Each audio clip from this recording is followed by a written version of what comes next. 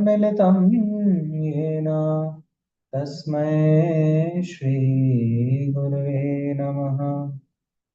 नमः ॐ विष्णुपादाय कृष्णपृष्ठाय भूतले श्रीमते भक्तिवेदान्त स्वामिन्निति नामिने। नमस्ते सरस्वती देवे गौरवाणी प्रचारिणे निर्विशेष शून्यवादी पाश्चात्य देशतारिणे। नमो महावदन्याय कृष्ण प्रेम प्रदायते कृष्णाय कृष्ण चैतन्य नामने गौरतुषे नमः।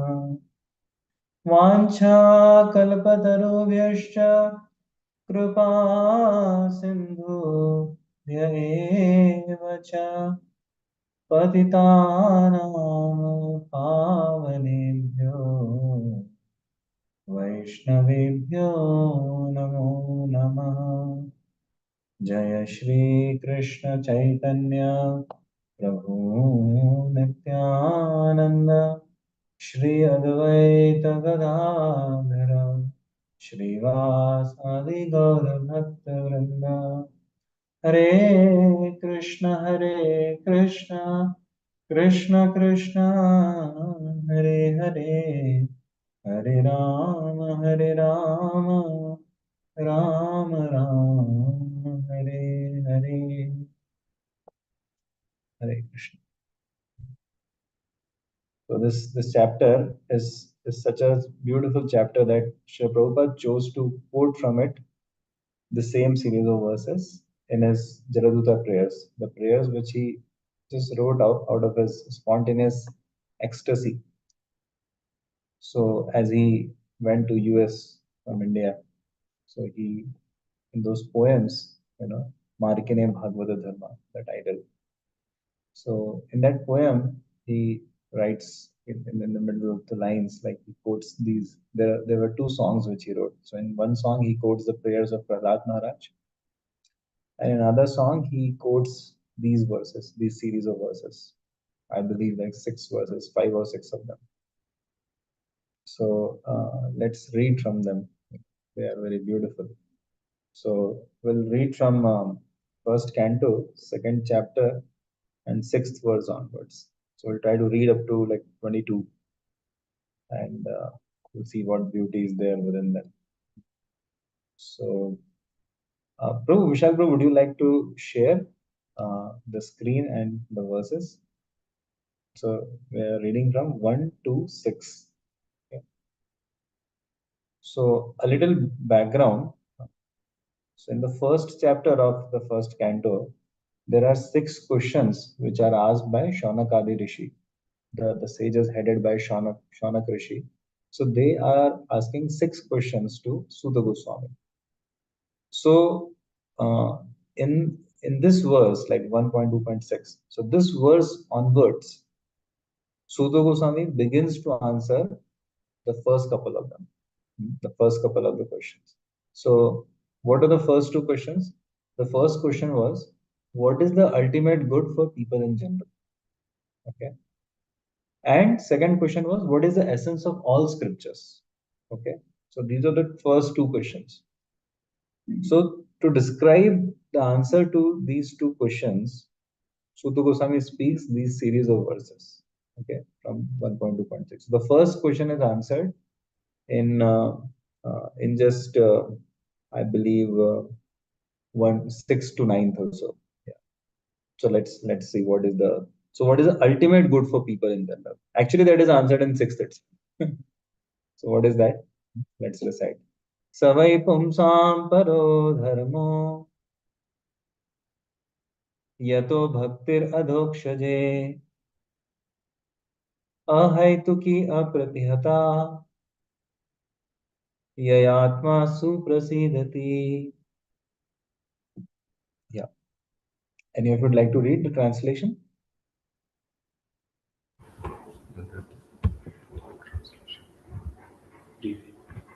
The supreme occupation, dharma for all humanity, is that by which men can attain to loving devotional service unto the transcendent Lord. Such devotional service must be unmotivated and uninterrupted to completely satisfy the self. It's a very, very beautiful verse. It's one of the most quoted verses by Srila Prabhupada and by many, many acharyas. So this verse actually tells the answer to the first question. Okay? What is the answer to the first question? What is the ultimate good for people in general? So in this verse, if you notice, this verse actually is describing pure devotional service, like Shuddha Bhakti, totally pure, unalloyed, 24 karat, nothing mixed, fully pure. Like sometimes they give that mineral water, na? So one is the regular mineral water, and another is they write like spring water or like unprocessed natural water.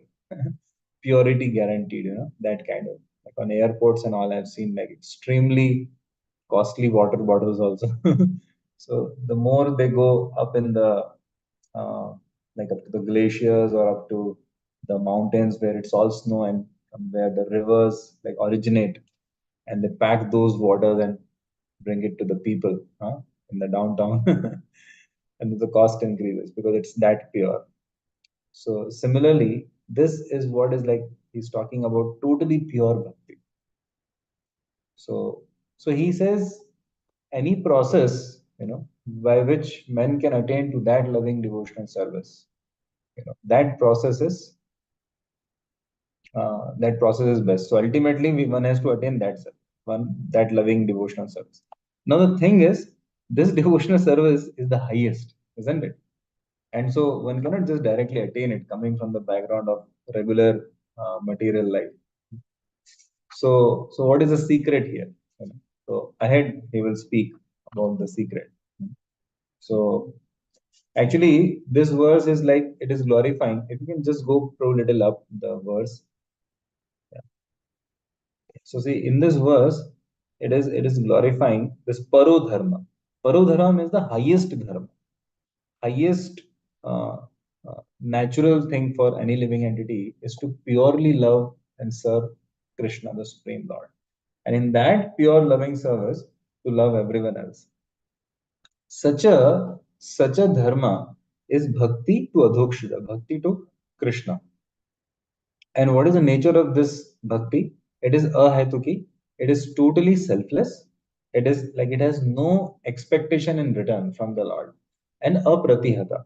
So pratihata means momentary uh, interruption. Apratihata means there is absolutely no interruption. So every moment one wants to love and serve the Lord. Of course, even if one takes rest or takes a bath, pure devotees they are doing it just like because it's a routine thing. It has to be done so that they can serve the Lord better. If they could serve the Lord without the activity of taking bath or having to go to sleep, they would prefer to do that. So such a devotional service, yayatma suprasidati, it's completely satisfies the self. So are we on that platform? When we are practicing devotees, we're not on that platform. So we are trying to reach that platform. So by the end of our life, that is our aspiration. That at least, somewhere near the end of our life, we reach this kind of bhakti. Okay. So let's go ahead and see a little more. Next verse. So in the next verse, he says that okay, let's recite the verse. Vasudeve Bhagavati Bhakti Yoga Prayojitah जनयत्याशु वैराग्यम् ज्ञानं च यदहैतुकम्. Yeah, back to read. By rendering devotional service unto the personality of Godhead, Sri Krishna, one immediately acquires causeless knowledge and detachment from the world. Yeah, he says here that if someone has bhakti to Krishna, Along with that bhakti, knowledge and detachment will naturally come. You don't have to separately endeavor for it. This is another beautiful thing actually. Bhakti parishanubhava viraktir anyatra cha. If one experiences bhakti unto the Supreme Lord Sri Krishna, one will naturally, freely experience along with it detachment from matter or detachment from material sense gratification. That's what he says here. So, knowledge and detachment, it naturally is like two free gifts along with bhakti. They just naturally come. Because one has got higher taste. Okay? And bhakti itself purifies the ego of the person actually. Bhakti actually transforms the ego from false ego to pure ego. Okay, from considering oneself as an enjoyer, one starts considering oneself as a servant. So now, after describing this in this verses number 6 and 7, okay, he says anything which leads to this bhakti is the essence of all scriptures. Okay. So, what is the highest dharma? The first question was, what is the ultimate good for people in general? So, ultimate good for people in general is pure bhakti to Krishna. Okay. Now, what is the second question? Second question was, what is the essence of all scriptures? So, essence of all scriptures is anything which leads to this kind of bhakti is the essential message of all scriptures. So, all the scriptures are actually trying to give us that process, that life by which we can attain this ultimate goal of life, which is Shuddha Bhakti. Now, what is that process? Okay, so that's what they're going to describe now. What is that process? That is the answer to this question number 2. So, what is that process? That process is sadhana bhakti. So, the ultimate aim is, ultimate good is Shuddha Bhakti. That is the ultimate goal of life. And to attain that, there is the process of sadhana bhakti.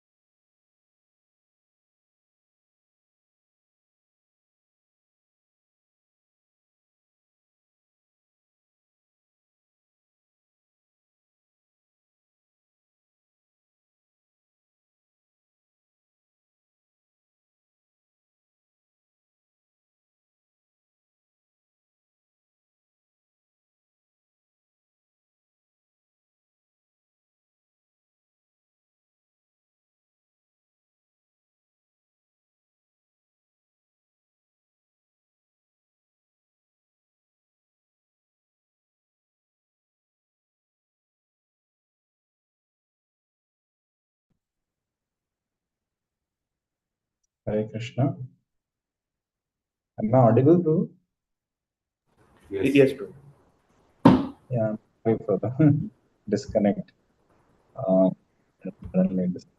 so I was sharing that the, the ultimate aim of human form of life is savai pumsam paro dharma. This word, if you can remember, paro dharma, is to have pure bhakti for Krishna. Now, any process which helps you to attain that bhakti, that Shuddha Bhakti, is the essential conclusion and message of all the scriptures.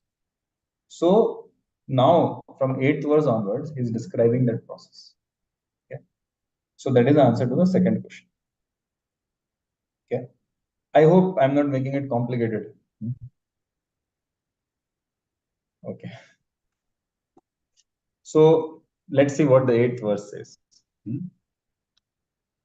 Yeah. Dharma swanishtita pumsam Vishwaksen कथासु यः नोत्पादयेद यदि रतिम्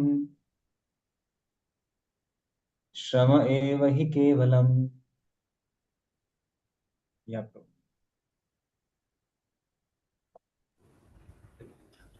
The occupational activities of a man performs according to his own position are only so much useless labor if they do not provoke attraction for the message of the personality of Godhead. Yeah. So this is a very beautiful verse which is explaining that if the varnashrama dharma which we perform, okay, what is varnashrama dharma? So it says dharma sunishtita pumsam vishwaksena kathasu. So any of our duties and roles in the society now, so which means like we may be a businessman, we may be a technical worker like a software developer or whatever. We may be a cook, we may be an accountant, or we may be a housewife, or we may be a student in college. We may be um, we may be a doctor. We may be married, unmarried, retired, whatever. Any role, any occupation, okay, and any relationships we have in life should actually add up. Some should actually somewhere help us progress towards Krishna, progress towards our ultimate goal of life. Okay. For example, let's say like within the devotee community, so we have like some relationships with devotees, right? We have some services to do. We go for the programs. So all of that is actually taking us one step closer to Krishna, closer to Shuddha Bhakti. Is it not true? Like when we associate with devotees, we get inspiration towards, okay, let me go ahead in devotional service. All the other engagements in our devotional service also, ultimately they're adding up to that. So if that is not there, then it says all our roles, all our occupational duties, all our relationships, they are null and void. From the point of view of eternal spiritual life, it's null and void because ultimately we're going to go again and again in the cycle of birth and death. So there's no point. It's like, snakes and ladders. You go up to 99 and then you get bit by the snake and you come back, So there's no point like that, You again start from, as they say, na, one is returned back to pavilion. And again one starts from the scratch. So again you take a birth again. So it says that anything you do in your material life, it only carries meaning from the eternal point of view if it somewhere or other helps you go closer to Shuddha Bhakti. Amazing, isn't it? So, like, okay, I get married. So I should choose my marriage in such a way, try to choose my marriage in such a way that it is favorable for my spiritual life. Or I'm doing a job. So, okay, let me choose the job in such a way. Or I'm earning some money, let me offer some money to Krishna. So anything, anything like that it says. So he says that otherwise it's just a uh, like useless endeavor, it says. Anything. So let's go ahead. What he says in the next verse. In fact, what Prabhupada says, just 1 minute in the previous verse, Prabhupada says a very bold statement in the purport in the last few lines, like um, just go to that. Yeah, 1 minute. Yeah, here somewhere. Therefore, yeah. Do any of you like to read this? Therefore, like fifth line from the top.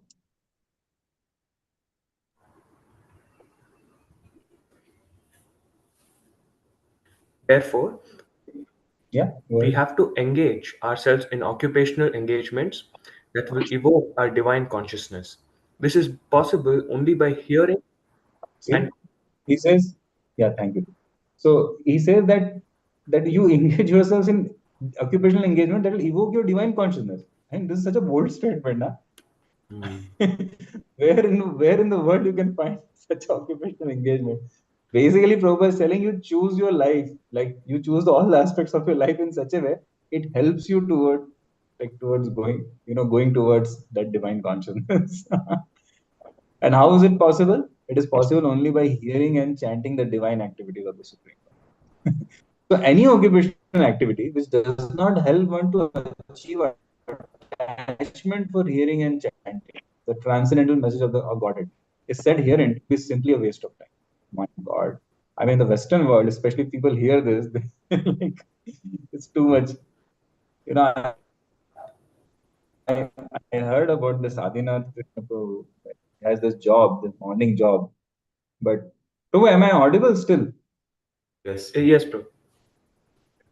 Okay, great. Because the screen is showing me my connection is not stable. So this Adinath Krishna Prabhu actually, I think he's there also, no? Yeah, he's there.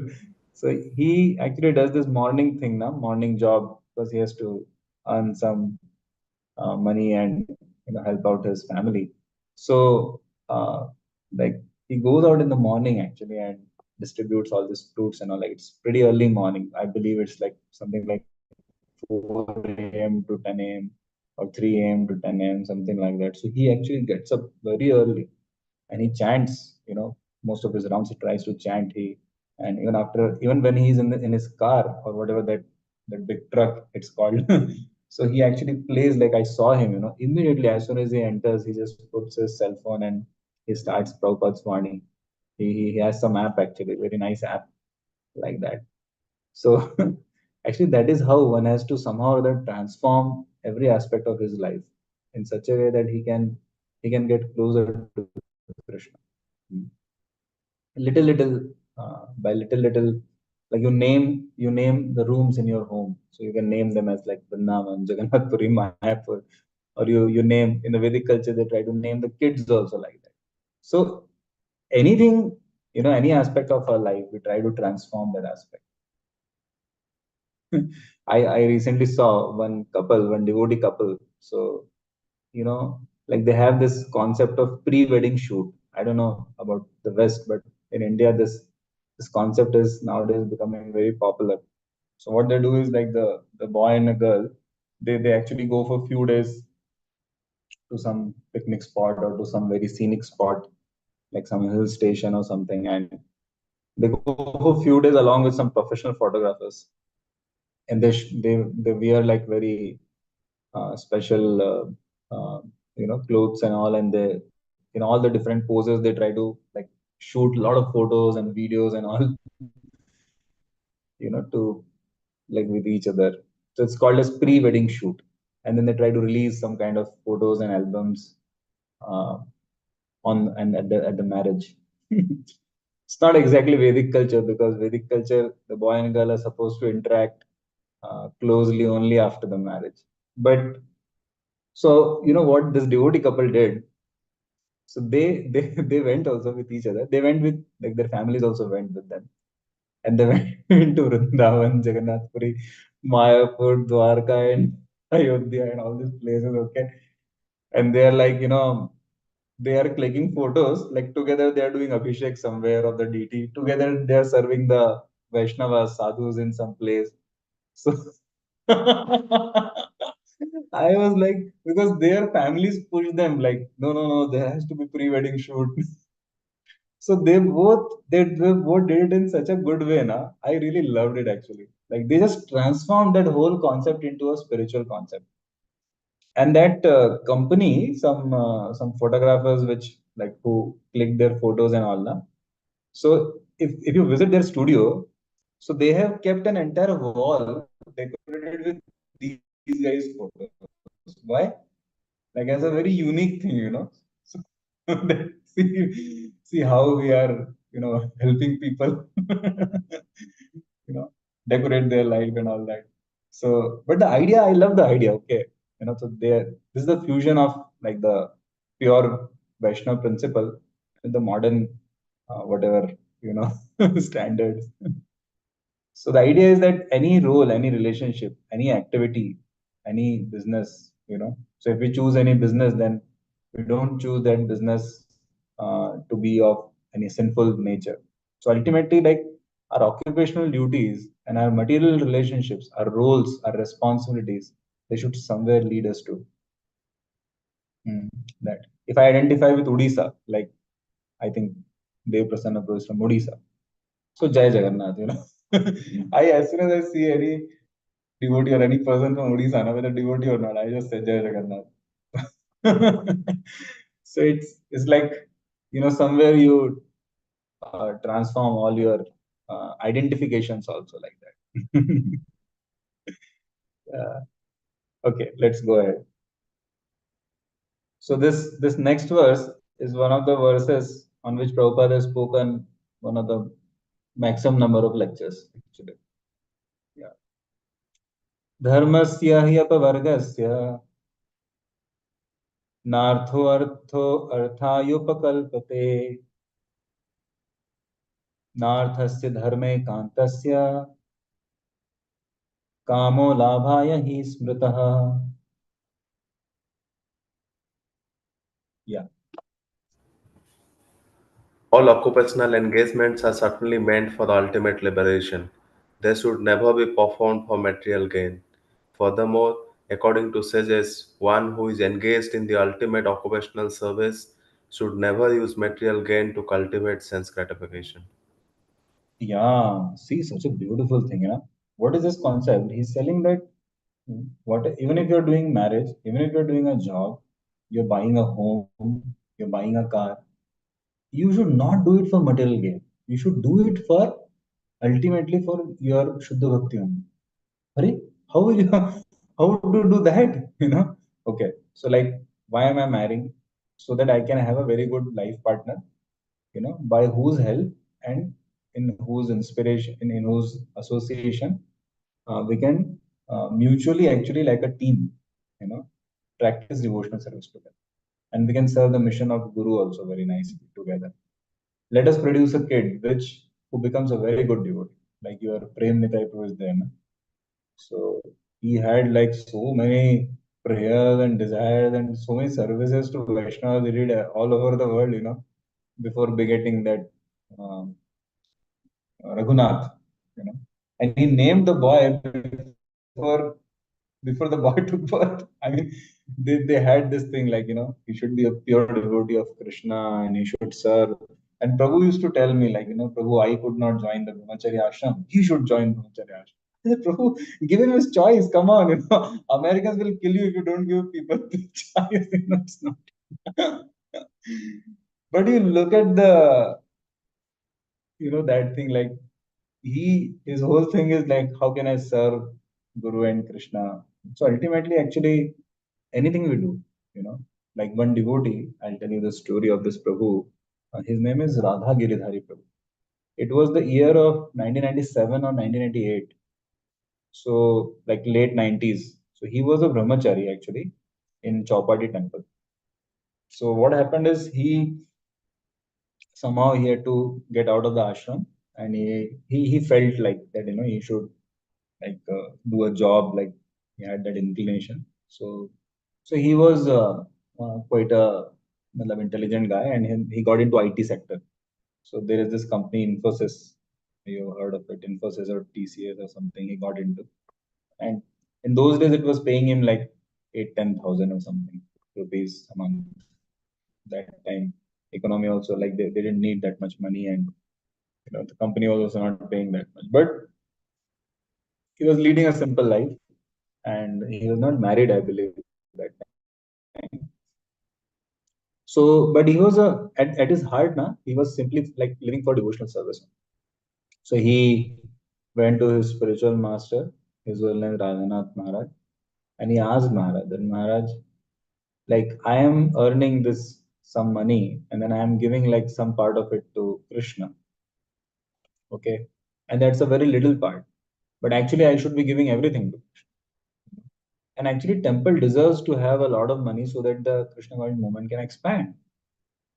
But then he said that I am like giving my entire month there in the office, and then I'm not getting that much money. Like the company must be earning like 10 times of this through me, through my work. But they're offering this much only.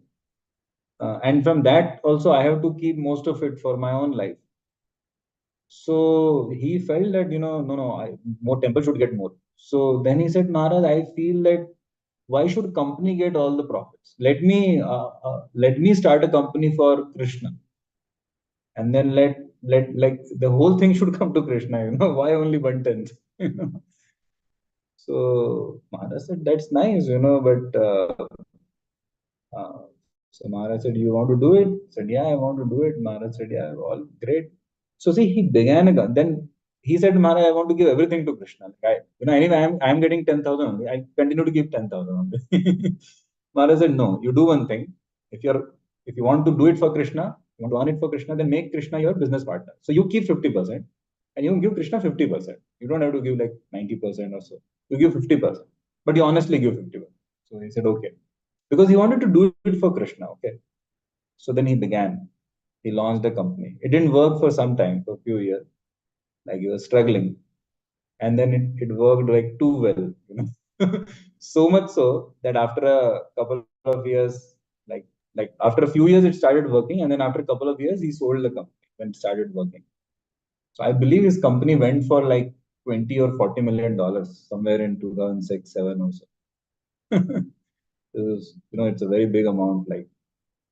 So and he sold it to this one person from Middle East, and then like from the 50% of that, the first major part of Govardhan Eco Village was purchased. GV. Yeah. So that was like around 15, 18 years back. So so he had this great desire to serve, and he launched that company only for that. So, and he went on actually to expand that company, and whatever his personal gains are, like from the company, 50% he always gives to Krishna. So, one thing, till now, in the history of ISKCON India, he has been one of the biggest donors in the history of ISKCON world also, individual. And to ISKCON Chowpatty alone, he has donated more than 230 crore rupees till now. So what does it mean in your language? Like 20, 20, 20 22, uh, 2230 million rupees, 2230 million rupees, right? So 300 million rupees. So, so this Prabhu actually, even today he's doing that. Even today, uh, like he's always giving 50% to Krishna's service somewhere or other. So the idea is, Prabhu, that he never did it for himself.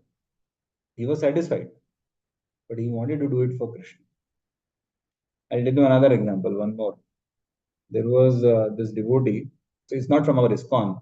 So there was this. He was a businessman in. He just had a small shop, like very small shop of like rice and flour and all this, like very household things. So it's in India, it's called as general shop, small shop. And in Delhi, so he used to go to Vrindavan. And there was this Ramesh Baba. Ramesh Baba is one of the great Vaishnava saints of Barsana, Radharani's place. And he had this small Goshala, okay? So there were like few cows there, like 30, 40 cows in those days, 1990s. So he had a desire, he felt that this cow should get, like more cows should get shelter, and there should be better form of service and all. So they said, yeah, but we need Lakshmi also for that, na? So then he said, like, okay, I can support as much as I can. So then he inquired like how much it takes. So in those days in 1990s, it was like 500 rupees for 1 month for a cow, for a cow's all the care. So today it is like 3,000, maybe 4,000 rupees, 3,000 rupees, like that. So in those days it was 500. So he said, like, okay, uh, as per my situation currently, I can only do one cow a month. But then in his heart, there was a very intense desire that I want to support many cows. Why should any cow be exploited? So he went to Ramesh Baba and he said, Maharaj, please bless me that I can do this. So Maharaj said, if you have this desire, then Krishna will help you to serve in that way. So Maharaj blessed him that may your business flourish so that you can serve more cows.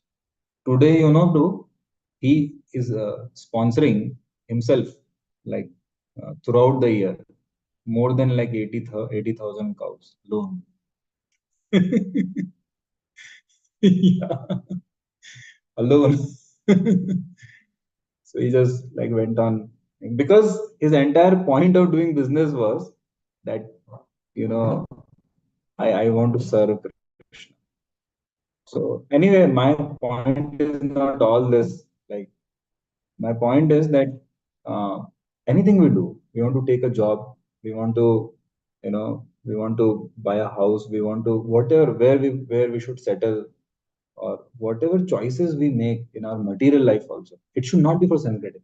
Like for example, if I choose a wife, I mean wife or husband, or if I choose a spouse, if I choose a, like what education I'm going to take up, so then I should choose it at least not primarily, at least not purely for material purpose. I should see, okay, ultimately my goal also is to please Krishna, love Krishna. Only thing I'm more comfortable in grahastha ashram. So I should, how I should. Similarly, what to say of brahmacharya ashram or sannyas ashram. That's the, it goes without saying. Like everything is for the purpose of pleasing Krishna. How can I better please Krishna? How can I attain my ultimate goal of life, to have pure bhakti to Krishna? Okay. I hope it was not too much. Okay, let's go ahead. So again, this 10th verse is also Prabhupada has spoken so many lectures on this, like so many, quoted it so many times. You must have definitely like read this verse, heard this verse in Prabhupada's many books and lectures. Kamasya naindriya priti labho jive tayavata जीवस्य तत्व जिज्ञासा नार्थो यश्चेह कर्म भी. Yes,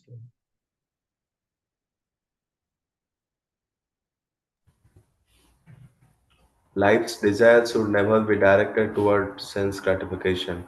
One should desire only a healthy life or self preservation, since a human being is meant for inquiry about the absolute truth. Nothing else should be the goal of one's works.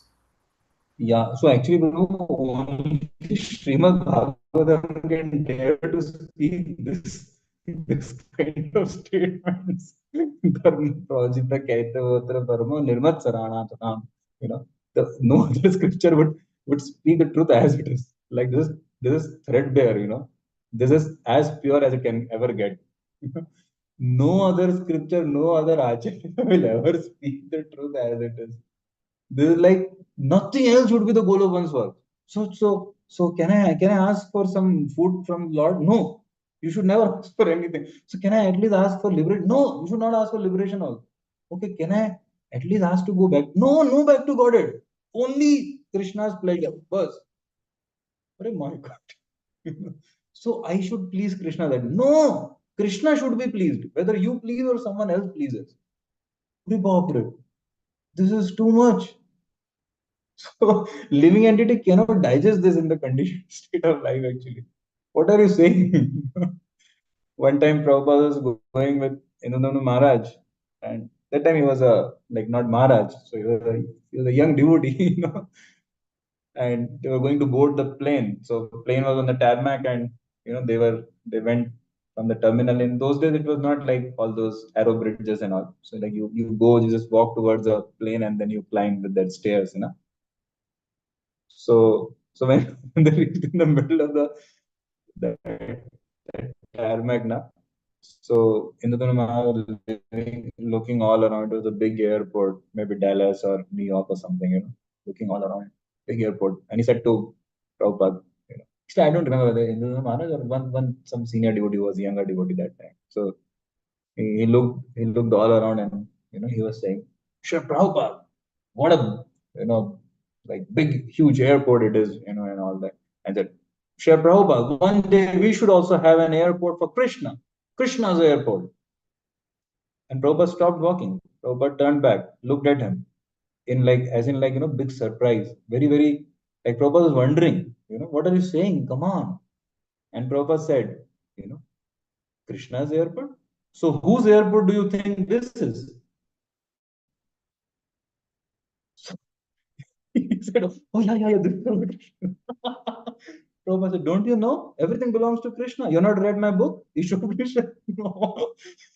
He was like, oh yeah, yeah. So for Prabhupada, it was like a matter of fact. So Prabhupada and this Srimad Bhagavatam, they actually they they just speak the highest truth. Nobody can even think of such truth. You cannot even ask to go to spiritual world. That is also desire for like personal selfish desire. That falls under selfish desire.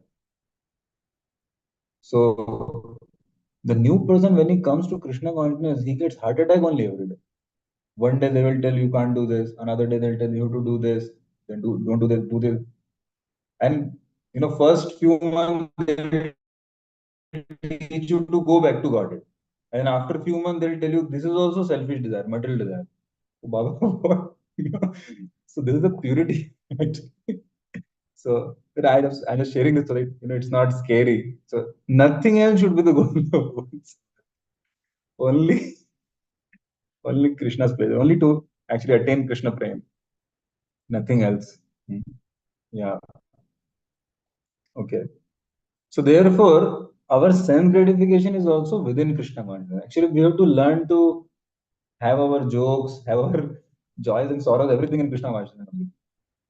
So that even if you are angry on someone, by the end of your life, like you are shouting upon someone, you know, that Madhusudan Prabhu, and then you die. So that at least you remember Madhusudan. So or you're attached to someone, you know. So one devotee was telling, even, even if I have to like steal, I will steal in temple only. Mahaprasad. The point is actually, of course, that's not the point to steal or something. The point is that one should become so Krishna conscious actually, nothing else. No other goal of one's life, no, nothing else. Okay, let's go ahead. So then now after talking about the absolute truth, in the 11th verse, he talks about. So actually we are skipping this verse because we are not reading this section for this purpose. This verse actually just talks about three levels of manifestation in absolute truth. So you know that, like, Brahman, which is the impersonal manifestation, and then the Paramatma, which is personalized manifestation in everyone's heart and in each atom, and then the Bhagwan himself, who is the source of all them, and ultimately he is the supreme personality of God. So then in 12th verse, um, he says that so one should practice bhakti based on the scriptures and based on what he has learned from the authorities in the parampara. Bhaktya Shruta Grahitaya. Okay. So again, this we are not reading because I just want to maintain the focus. So then, yeah, 13th is very important. Okay. So this 13th verse, actually, this 13th verse uh, is like equivalent of 5 verses from the Gita. So in Gita, there is a section from 12.8 to 12.12. So those 5 verses are very important because they actually give 5 levels accepted by Krishna. Like 8th verse is Shuddha Bhakti, same as the 6th verse here. And the 9th verse is Sadhana Bhakti, sincere Sadhana Bhakti. Then 10th verse is Karma Yoga. And then 11th verse is Jnana Yoga. And then 12th verse is, okay, don't be a materialist, even if you may not be a devotee. But you keep an open mind. 12th verse is just keep an open mind. That probably you may want to practice Krishna consciousness soon, like that. Okay. So this verse is like equivalent of those 5 verses and even better. So what does it say? Atah pumbhirduja shrestha varnashrama vibhagashaha swanishthitasya dharmasya samsiddhirharitoshanam.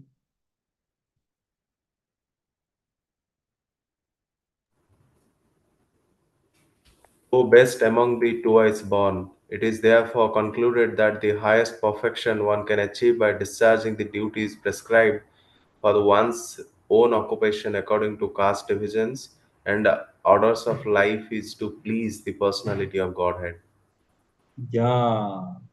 So if you remember in the previous verse which we read, like Shama eva hi kevalam. So there it says that any material aspect of your life, any aspect of your material life, if it doesn't help you in advancing towards Shuddha Bhakti to Krishna, then it is useless.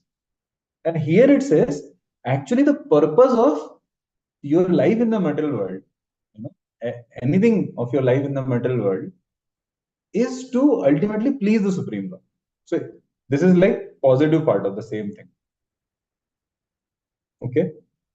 So the key word here is Samsiddhir Haritoshanam. Last three words of Sanskrit. Samsiddhir Haritoshanam. Whatever you do, whoever you are, whatever you have, whatever relationships you have, whatever roles you have, whatever jobs you have, occupations you have, ultimately it should lead to Hari Toshanam. Hari means Krishna, Toshanam means his satisfaction, his pleasure. Okay, so like that.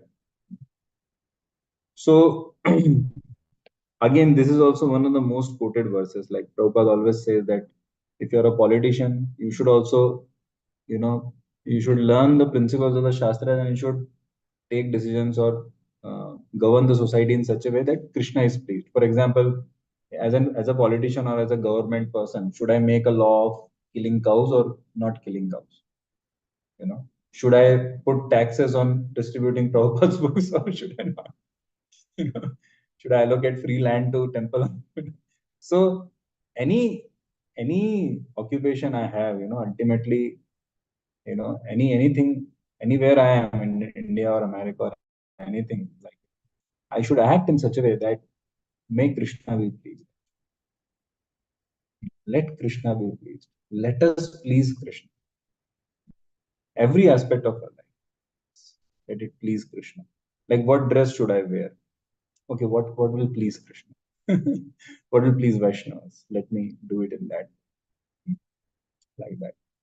Today, should I do cooking service or should I do cleaning service or should I do the lecture service, like giving class? Okay, whatever. What will please Krishna and Vaishnavas better? Let me do that.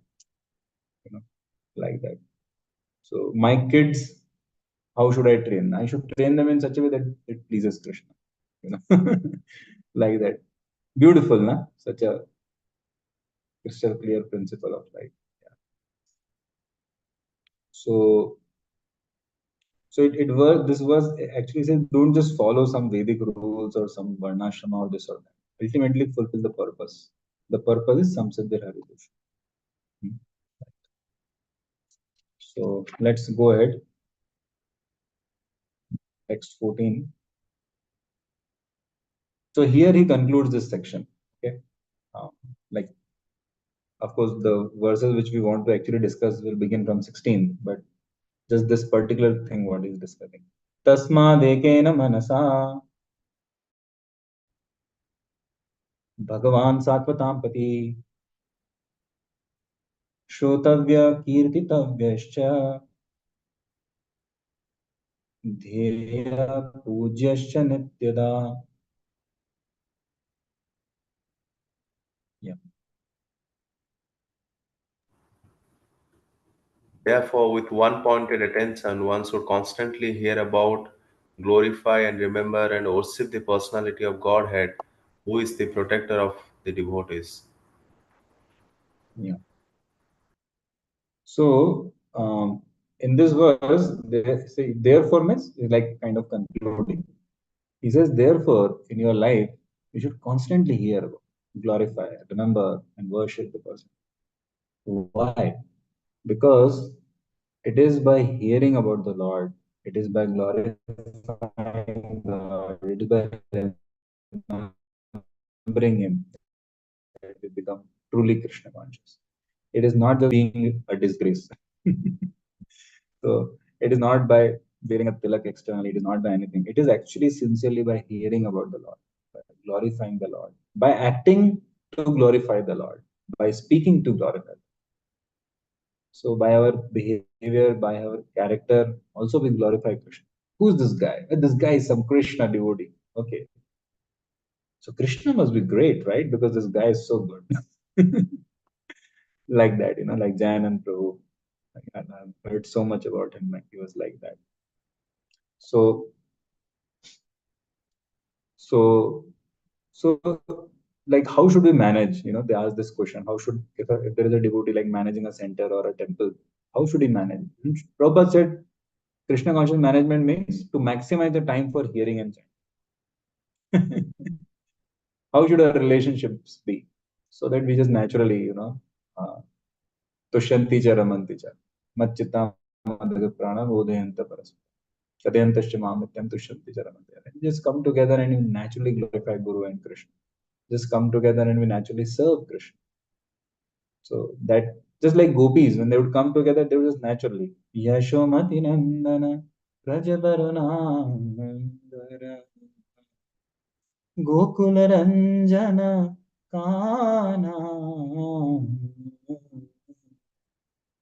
Gopi Paranadhana Madana Manohara Kaliya Damana Vidhana. They would naturally remember Krishna and his pastimes. Naturally, just talk about Krishna or serve Krishna together. So you see, when devotees come together regularly and hear about Krishna along with each other, so they develop thick bonds spiritually, very thick bonds. Hmm. And those spiritual bonds actually, they just fill their hearts with the Krishna juice. Hmm. That is the whole idea actually of spiritual life. That the devotees come together and what they do, Shrotavya, Kirtitavyascha, Dheya, Pujyascha, Nityada. They should constantly hear about, glorify, remember the Supreme Lord. Tasmat ekena manasa, with one pointed attention, with one pointed fixity. So, because by doing this, we can do those things, like, you know, use every element of our life ultimately to go towards Krishna. So we'll just see one more verse for today, and then we'll stop for today, and we'll continue this discussion next time also. Actually, spill over. Yad Yadanudhyasina yukta karma granthi nibandhanam chindanti kovidastasya ko na kuryat katharatim.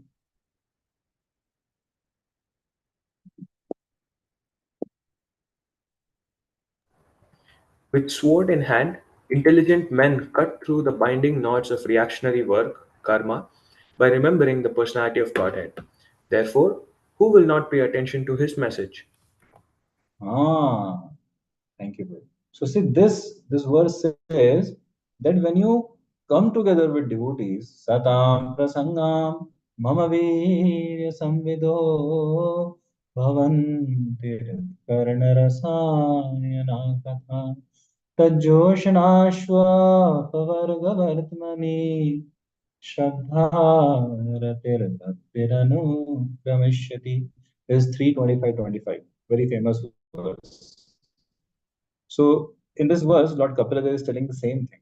Actually, what is said in this verse here, in the 15th verse of this chapter, that when you come together in the association of devotees and you hear about Krishna, you render devotional service, beginning with Shravanam Kirtanam, what happens is you not only become satisfied, not only your heart starts getting cleansed of all the anarthas, kama, krodha, loka, mohammat, matsarya.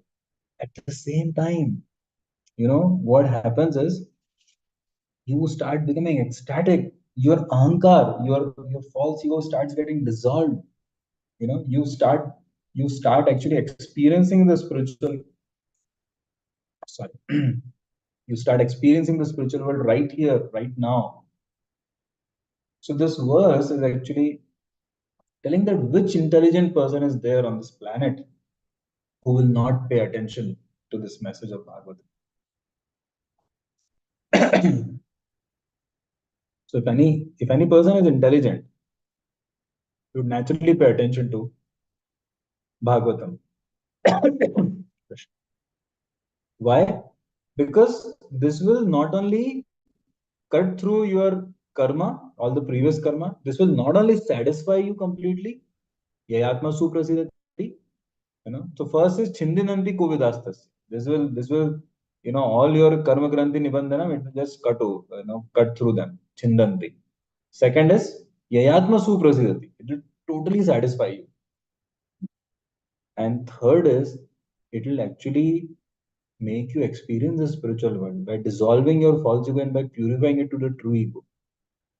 It will take you to the spiritual world. Like that he says.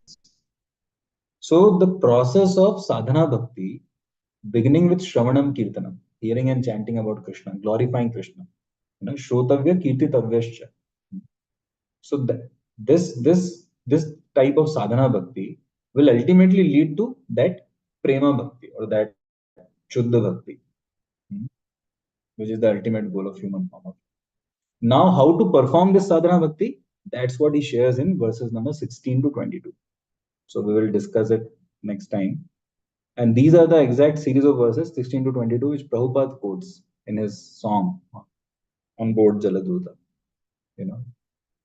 So thank you very much. I hope it was a relevant and interesting session for all of you. Discussion from Bhagavatam.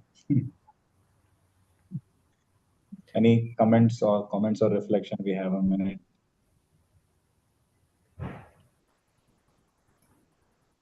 Wonderful class, Prabhu. Thank you very much for sharing. Actually, Vaisheshika Maharaj asked us to memorize the entire second chapter, and today we are able to delve deeper into it. So, thank you very much for that, Prabhu. Thank you. And thank you, Adinath Krishna Prabhu, Lokbandhu Ram Prabhu, and Satvat Prabhu for your time and attention. Hare Krishna. Thank you so much, Prabhu. Thank you. Grantara Srimad Bhagavatam ki jai. Jai.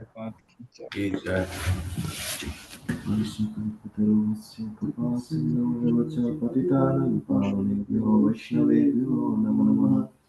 Ananta Koti Vaishnava ki Jai. jai. His Grace Achyut Achyut Mohan Mohan Prabhu ki Jai. jai. So in Kotilana Prabhu in here, you'll say Hari Bol, Hari Bol, Hari Bol. Thank you, Prabhuji. Hare Krishna. Hare Krishna.